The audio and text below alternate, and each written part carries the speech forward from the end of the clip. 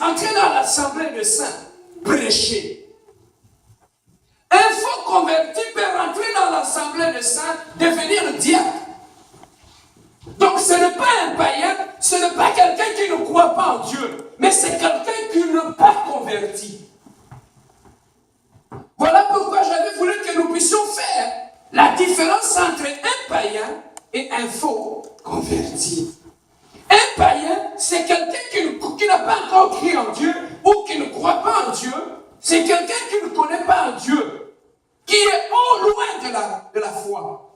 Mais tandis qu'un faux converti, c'est quelqu'un qui est venu aussi dans le Seigneur, mais qui n'est pas converti, qui n'a pas fait l'expérience de la nouvelle naissance. Mais il est là dans l'église. Bien aimé, un faux converti peut être sous la chair comme je prêche. Il peut être pasteur, mais il n'est pas converti. Un faux converti, bien aimé, peut être une chante à l'église. Il chante pour Dieu, et les gens entrent dans l'adoration, et les gens pleurent même quand ils chantent pour Dieu, parce qu'elle a une belle voix. Mais au bout de la ligne, la personne n'est pas converti. Un faux converti, bien aimé, peut même entrer à l'église, peut donner des dons, peut donner la dîme, peut accomplir tous les actes que nous accomplissons dans l'église. Mais la personne n'est pas convertie. Mais qu'est-ce qui fait que dans l'église, que nous puissions avoir de faux convertis? Donc, nous comprenons une chose, que tous ceux qui viennent à l'église ne sont pas des convertis. C'est cette erreur-là qu'à l'église nous faisons souvent. On croit que tout celui qui est assis dans le banc de l'église, c'est un converti, c'est un chrétien. Or, au sein de l'église, nous avons des chrétiens, nous avons des convertis, nous avons ceux qui ont raté leur conversion, nous avons des païens, nous avons même des athées qui viennent même dans nos assemblées pour voir.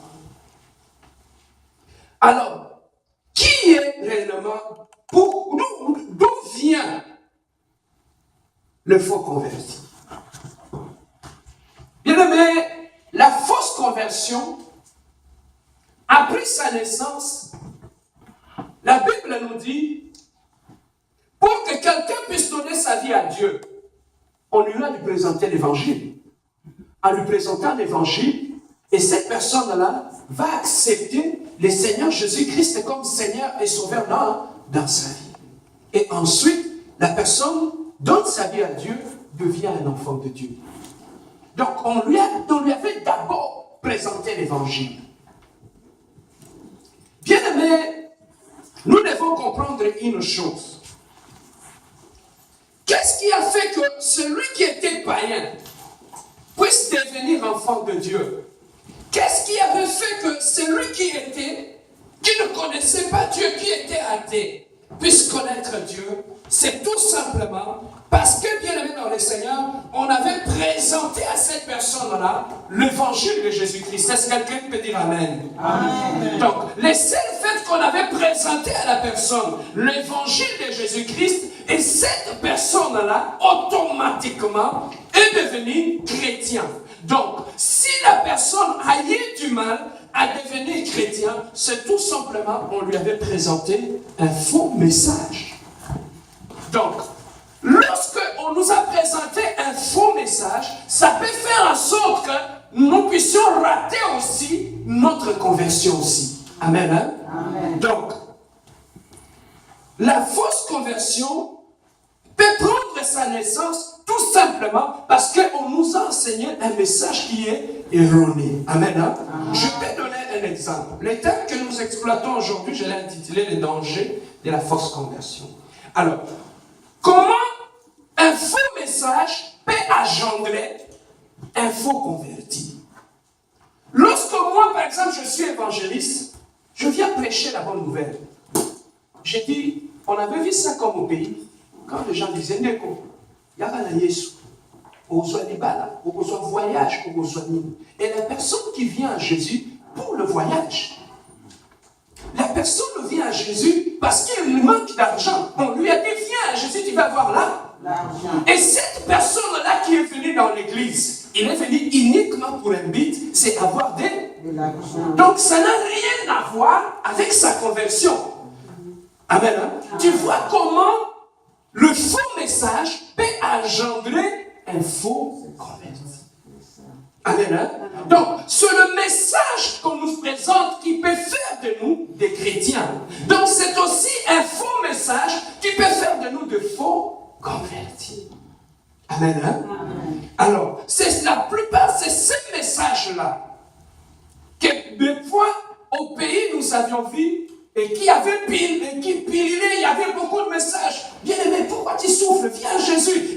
Tu peux avoir une voiture, tu peux avoir un voyage, tu peux avoir ceci, tu peux... Là, il y a beaucoup de gens, bien aimés, dans nos églises, qui sont venus, non pas parce qu'ils ont rencontré le Seigneur Jésus-Christ, mais c'est tout simplement parce qu'ils ont besoin d'atteindre des objectifs.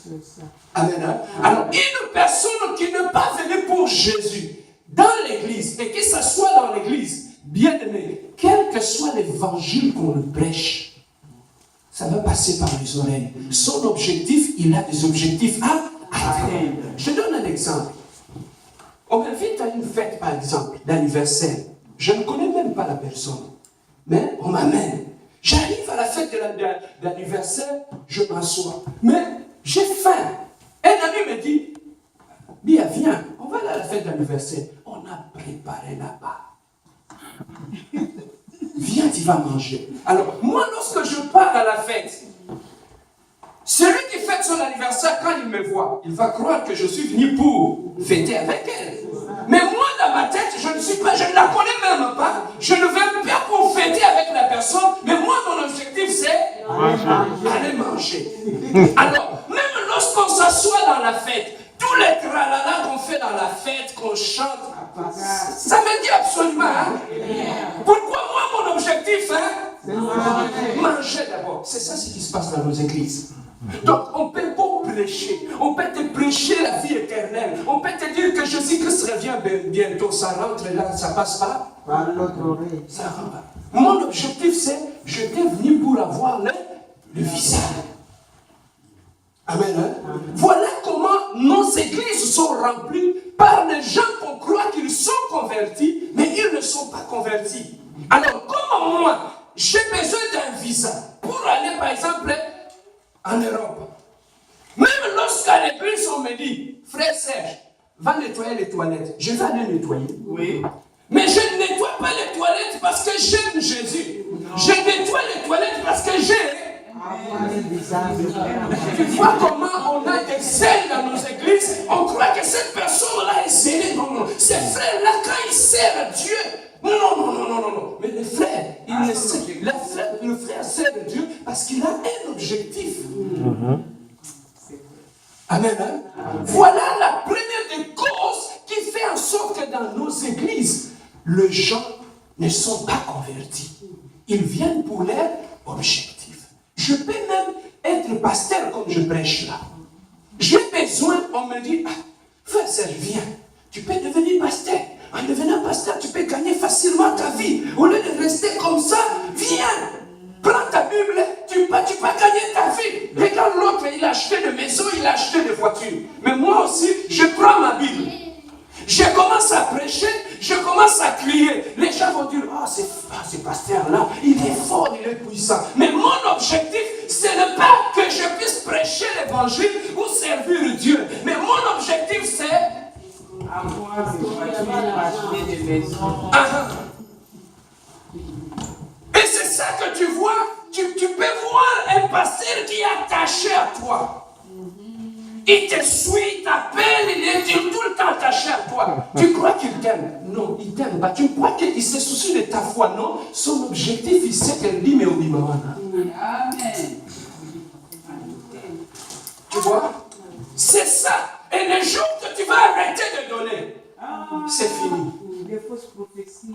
Amen. Hein? Alors, c'est ça qui arrive, bien aimé, que la fausse conversion, la fausse conversion peut être un problème, même au sein de l'Église. Donc, il y a beaucoup de problèmes que nous voyons dans nos églises. C'est tout simplement dit que, c'est par le fait qu'il y a eu des gens qui sont venus dans nos églises, mais qui ne sont pas convertis. converti.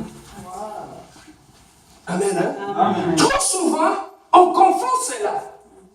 On croit que parce que quelqu'un est assis à l'église, parce que quelqu'un prêche, ou quelqu'un a dit zèle pour la maison de l'Éternel, ce n'est pas ça qui fait que tu es chrétien. Être chrétien, maintenant, c'est quoi? Amen. Hein? Amen. Être chrétien, c'est quoi? Bien aimé, avant de devenir chrétien, la Bible nous dit, allez faites de toutes les nations des disciples. Enseignez-leur ce que moi je vous ai enseigné. Amen. Hein?